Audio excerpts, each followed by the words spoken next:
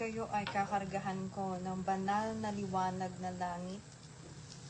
Ito, nagkakarga ng liwanag sa inyong spirito, sa inyong katawan, sa inyong aura, na hindi kayo basta-basta papasukin ng kung ano man ang gawa ng,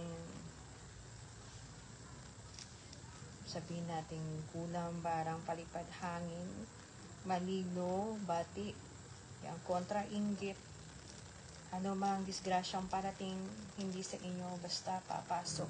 Dahil itong orasyon na to ay kakarga ko sa inyong pangalan. Pikit lang po, tapat kamay sa akin.